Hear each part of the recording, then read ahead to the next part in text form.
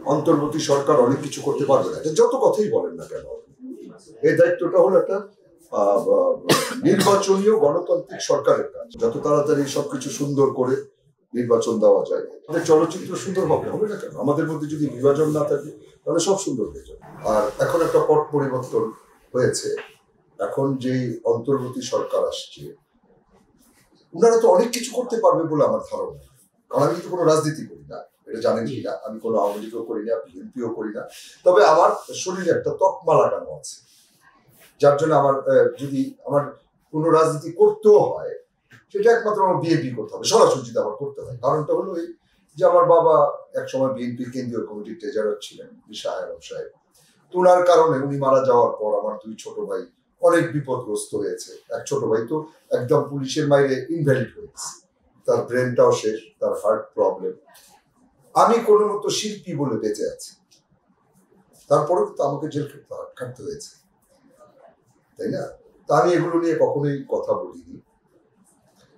আমি যখনই কথা বলছি শুধু বঙ্গবন্ধুকে নিয়ে কথা বলতাম, কারণ যেহেতু ৭১-এর যুদ্ধ দেখেছি, তো আমি এটা নিয়ে কথা বলবো, তাই না? কিন্তু যখন আওয়ামী লীগ এক নাগারে ১৬ বছর শাসন করলো, তখন কি বাক স্বাধীনতা ছিল? এটা তো আপনারা জানেন। এটা মোবাইলেও যদি বলতো যে শেখ হাসিনা, সঙ্গে সঙ্গে তার টেপ হয়ে তাকে ধরে নিয়ে যেত, ধরে নিয়ে তাকে হয় না ঘর, নাহলে কি ঘর টর আছে আমি তো জানি না। আমি ছিলাম একদিন ২ দিন এক ঘরে, এই আর কি। তো সেটা আয়না ঘর না কোন ঘর আমি জানি না। আমার উপরে টর্চার হয়নি, মেন্টাল টর্চার হয়েছে। একদম যে টর্চার হয়নি তাও না, সামান্য টর্চার হয়েছে। তো যাই হোক, আমি এটা নিয়ে কখনোই কথা বলি না, কারণ যেহেতু আমি রাজনীতি সরাসরি করি না। কারণ এই যে আন্দোলনটা, জুলাই আগস্টের আন্দোলন, এটা যেমন মনে করেন আমাদের দেশটা স্বাধীন হয়েছে কয়বার। কারণ পাকিস্তান যখন ভাগ হয়, ভারতবর্ষ যখন ভেঙে যায়, তখন কিন্তু একবার স্বাধীন হয়েছে, সেটা হলো পূর্ব পাকিস্তান, পশ্চিম পাকিস্তান। সেকেন্ড স্বাধীন হয় ৭১-এর যুদ্ধ, তাই না? এটা ১৬ ডিসেম্বর আমরা স্বাধীনতা পাই।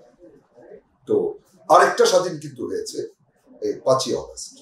৭১-এর যুদ্ধ আপনি দেখেছেন কিনা আমি জানি না, আমি কিন্তু যুদ্ধ দেখেছি। আমি সেই যুদ্ধও দেখেছি, ৭০-এর গণ আন্দোলনও দেখেছি।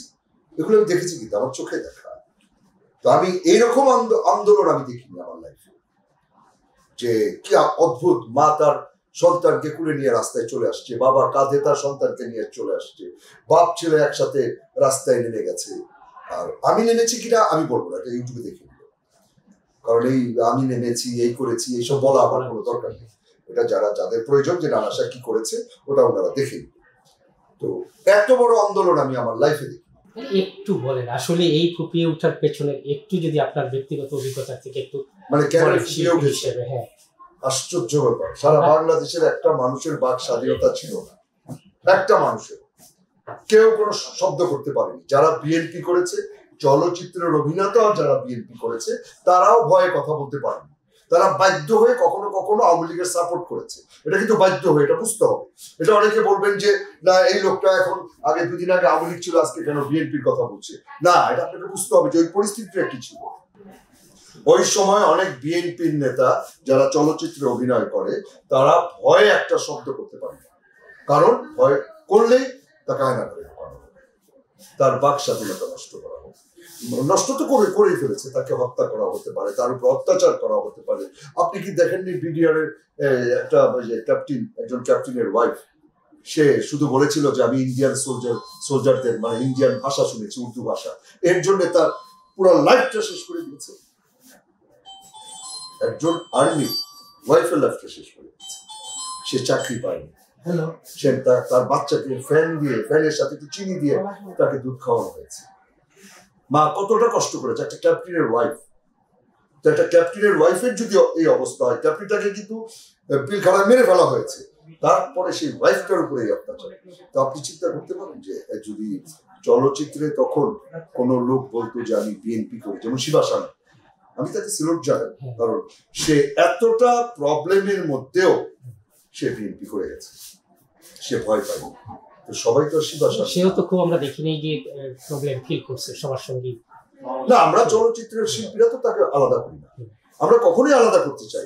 শুনেন, আপনি একটা জিনিস খেয়াল করবেন, আমাদের এই শিল্পী সমিতি বা শিল্পীদের মধ্যে কি কখনো বিভাজন ছিল? বলেন, আপনি বলেন, বিভাজন ছিল? কেউ আওয়ামী লীগ করতো, কেউ বিএনপি করতো, কেউ জাসদ করতো, এটা সবসময় আছে। এটা যার যার ব্যক্তিগত ব্যাপার। আমরা শিল্পীরা কিন্তু সবসময় এক ছিলাম। এখন কিছু শিল্পী যেমন আসছে না, এফডিসিতে ভয় পাচ্ছে। কেন কেন আপনি ভয় পাবেন? আপনি শিল্পী, আপনি তো মানুষ হত্যা করেন। আপনারা তো ভয়টা বেশি। হ্যাঁ, ভয় পেয়ে হয়তো কিছুক্ষণ আপনি লুকিয়ে থাকেন, কারণ যেহেতু এই মুভমেন্টটা কঠিন, জোয়ারটা খুব কঠিন। আপনি যদি বেশি অন্যায় করে থাকেন তাহলে আপনি লুকিয়ে থাকবেন, এটা আমার বলার কিছু না।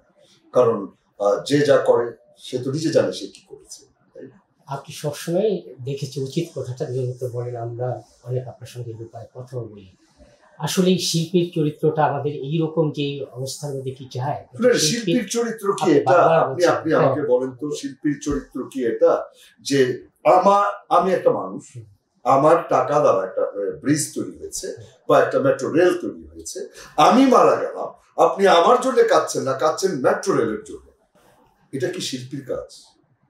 শিল্পী কার জন্য কাজ? জনগণের জন্য কাজ। আমরা জনগণের, জনগণ আমাদের, এটা আমাদেরকে বুঝতে হবে। রাজনীতি করেন না, অসুবিধা নাই তো, আপনার যে রাজনীতি ইচ্ছা আপনি করেন, কিন্তু আপনি জনগণের বাইরে যেতে পারবেন না, কারণ শিল্পী তো জনগণের সম্পদ। আপনাকে বুঝতে হবে আপনি সম্পদটা কার? জনগণের। ঠিক আছে, আপনি কথা বলতে পারছেন না, চুপ করে থাকেন, কিন্তু তাই বলে আপনি টেলিভিশনে গিয়ে বলবেন যে টেলিভিশন নষ্ট করে ফেলেছে, মেট্রো রেল নষ্ট করে ফেলেছে, মেট্রো রেল ঠিক হতে এক বছর লাগবে, এটা 300-400 কোটি টাকা খরচ হবে।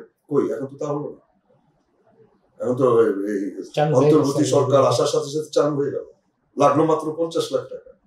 তার মানে কি, যিনি এই দেশটা শাসন করেছেন উনি আগে থেকেই কত টাকা নিবেন সেটার বাজেটটা আগেই বলে দিতেন যে 300 থেকে 400 কোটি টাকা খরচ হবে। তার মানে আমার ঘরে আমাকে 300 টাকা দিয়ে যান। কি আপনি প্রধানমন্ত্রী বলতে চান? আপনি বলতে চান ইনি বঙ্গবন্ধু শেখ মুজিবুর রহমানের মেয়ে? আমি অন্তত বিশ্বাস করি না। এরকম একটা ডাইনিকে আমি প্রধানমন্ত্রী মানতেও রাজি না, কারণ যে বাচ্চাদেরকে হত্যা করে আমি তাকে ডাইনি ছাড়া কিছুই বলতে পারি না। এর জন্য যদি আমার এবার মৃত্যু হয় হোক, যদি কোনো আওয়ামী লীগের আমাকে গুলি করে মেরে ফেলুক ভাই, কারণ বড় বড় গপ্প করলে হবে না। আমি মুক্তিযোদ্ধা কার আমি জানি, কিন্তু সমস্ত ভুয়া মুক্তিযোদ্ধা বানানো হয়েছে। আসল মুক্তিযোদ্ধাদের খবরই নেই। আরে এসএলআর কাকে বলে জিজ্ঞেস করলে বলতে পারবে? জাল স্টেন গানের কটা গুলি থাকে বলতে পারবে? এলএমজি দেখতে কেমন বলতে পারবে? না, এলএমজি ফায়ার হওয়ার পর দ্বিতীয়বারে ম্যাগজিন ঢুকায় গুলি করা যায় না, এটা বলতে পারবে? এরা সব মুক্তিযোদ্ধা, কারণ এরা ডাইনির পক্ষের লোক না। ডাইনির সবই তো মুক্তিযোদ্ধা, আর আসল মুক্তিযোদ্ধার খবর নেই।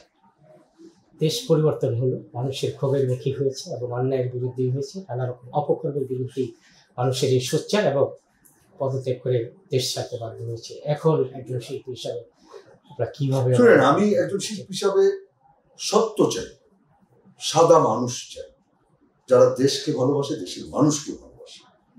আমাদের কাউকে ভয় পাওয়ার কিছু নাই। যেমন অনেকে ইন্ডিয়াকে ভয় পায় যে ইন্ডিয়ার সাথে যুদ্ধ লাগলে আমরা পারবো না। আরে ভাই, না পারলে না পারবো, মরে যাবো, অসুবিধাটা কি? আমরা যুদ্ধ করা জাতি তো ভাই, আমরা যুদ্ধ করতে জানি তো। আমাদের উপরে অন্যায় হবে, আমরা যুদ্ধ করবো, ভয় পাওয়ার কি আছে? ইন্ডিয়ার দালাল হওয়ার কি আছে? দালালি করার কিছু নাই। আর আমার কাছে অবাক লাগে, এই এত বড় একটা ম্যাসাকার হলো, এত অন্যায় হলো, আমরা সবাই দেখলাম এখানে ইন্ডিয়ার সাপোর্টে সব হয়েছে। ভারতবর্ষ, ভারতের প্রধানমন্ত্রী মোদী সাপোর্ট দিয়েছে হাসিনাকে, দেওয়ার কারণে এখানে ইন্ডিয়ান পুলিশও ছিল, ইন্ডিয়ান রয়্যাল এজেন্ট ছিল, প্রচুর রয়্যাল এজেন্ট ছিল। তো এই দেশটাকে রয়্যাল এজেন্ট দ্বারা একদম নিশ্চিহ্ন করে দেওয়া হয়েছে, আপনার অর্থনৈতিকভাবে শেষ করে দেওয়া হয়েছে। আমাদের বাঙালি জাতি, বীর জাতি এখনো ইন্ডিয়ান জিনিস ইউজ করবে কেন? ইন্ডিয়ার একটা পণ্য, আমি বাংলাদেশের বীর জাতিকে একটা খালি অনুরোধ করবো যে আপনারা ইন্ডিয়ান সমস্ত পণ্য বর্জন করুন। আমাদের ইন্ডিয়ান জিনিস প্রয়োজন নেই, আমাদের যা আছে আমরা তাই নিয়েই বাঁচব, এটা আমি চাই। এবং আমি চাই যে, কারণ অন্তর্বর্তী সরকার অনেক কিছু করতে পারবে না, যত কথাই বলেন না কেন, এই দায়িত্বটা হলো একটা নির্বাচনীয় গণতান্ত্রিক সরকারের কাজ। যত তাড়াতাড়ি সবকিছু সুন্দর করে নির্বাচন দেওয়া যায় এবং নির্বাচনের ভালো লোকরা আসুক, দেশটা সুন্দর করুক, বিভাজন শেষ করে দেবে, এটা আমার চাওয়া। এবং আমাদের চলচ্চিত্র সুন্দর হবে, হবে না কেন? আমাদের মধ্যে যদি বিভাজন না থাকে তাহলে সব সুন্দর হয়ে যাবে, অসুবিধার কিছু নেই। আর আমরা বিভাজন চাচ্ছি না। আজকে হাসিনা যে কাজগুলো করে গেছে, যে মানুষ হত্যা করেছে, আজকে যদি কেউ বলে যে না ওনাকে আমরা ক্ষমা করে দিলাম, ভাই আপনি এত মহৎ, আপনার সন্তান নিশ্চয়ই মারা যাবে, এটা আমার মনে হয় যে যদি আপনার সন্তান মারা যেত তাহলে আপনি কখনোই বলতেন না তাকে ক্ষমা করে দিলাম। হত্যার কোনো ক্ষমা নেই, এটা ক্ষমা হতে পারে। সংবাদ, ফিচার ও অনুষ্ঠানের জন্য ভিজিট করুন সংবাদ প্রকাশের ওয়েবসাইট এবং যুক্ত থাকুন ফেসবুক পেজ ও ইউটিউব চ্যানেলের সঙ্গে।